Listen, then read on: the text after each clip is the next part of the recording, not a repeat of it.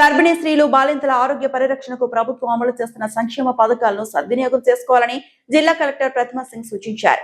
ప్రజాపాలన ప్రగతి ప్రణాళిక 99 రోజుల కార్యాచరణలో భాగంగా కలెక్టరేట్ ప్రజావాణి హాల్లో సురక్షిత మాతృత్వ దినోత్సవం నిర్వహించారు. ఈ కార్యక్రమంలో అదనపు కలెక్టర్ నగేష్, జిల్లా వైద్య ఆరోగ్య శాఖ అధికారి డాక్టర్ శ్రీరామ్, ఇతర వైద్య అధికారులు పాల్గొన్నారు. ఈ సందర్భంగా వైద్య నిపుణులు తల్లి శిశు ఆరోగ్యం ప్రాముఖ్యతపై అవగాహన కల్పించారు. పోషకాహారం, సమయానుకూల వైద్య పరీక్షలు, సురక్షిత ప్రసవంపై సూచనలు ఇచ్చారు. కలెక్టర్ మాట్లాడుతూ తల్లి ఆరోగ్యంగా ఉంటేనే బిడ్డ ఆరోగ్యంగా ఉంటాడని, ఆరోగ్యవంతమైన కుటుంబానికి ఇది కీలకమని తెలిపారు.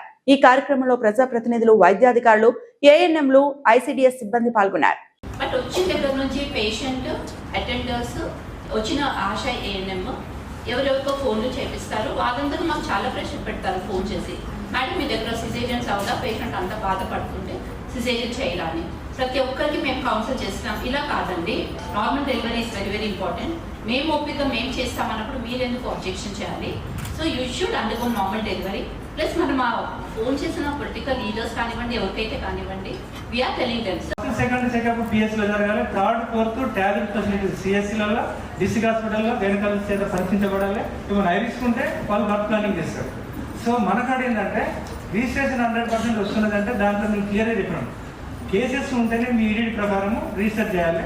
అంతే తప్ప ఇక్కడ ఫాల్స్ అదర్ డిస్ట్రిక్ట్ కేసులు ఎంటర్ చేస్తే ఆటోమేటిక్గా ఎంసీహెచ్ పోర్టల్లో వేరే డిస్ట్రిక్ట్లో మ్యాపింగ్ అయిపోయి టీవీ కేసులు మ్యాపింగ్ ఎట్లా చేస్తారు. టీవీకి మనకి తగ్గింది అనుకో మేడం, వాళ్ళు ఏం చేస్తారంటే ఓల్డ్ కేసెస్, అదర్ డిస్ట్రిక్ట్ కేసులు మనం ఎంటర్ చేస్తాం. ఒకవేళ పాస్ట్ హిస్టరీ చూసుకొని ఒకవేళ ప్రీవియస్ ఎల్ఎస్సిఎస్ కేసు అయితే ఇమీడియట్లీ ట్యాక్స్ ఫెసిలిటీకి మనము వర్క్ ప్లానింగ్ చేస్తాం సార్.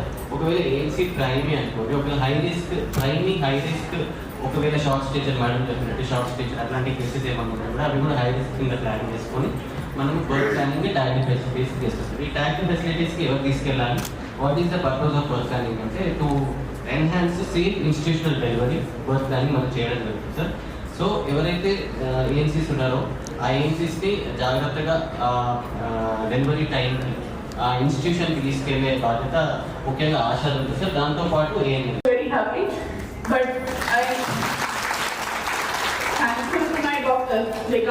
స్టార్టింగ్ నుంచి చాలా ఫాలో అప్ చేశారు.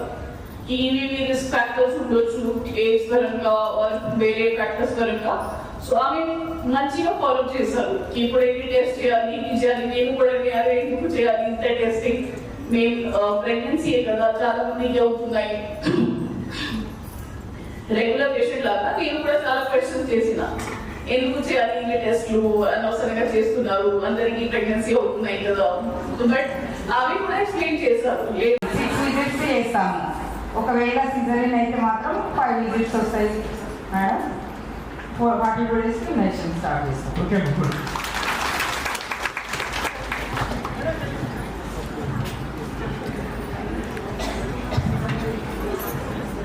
మరిన్ని అప్డేట్స్ కోసం మా ఛానల్ని సబ్స్క్రైబ్ చేయండి.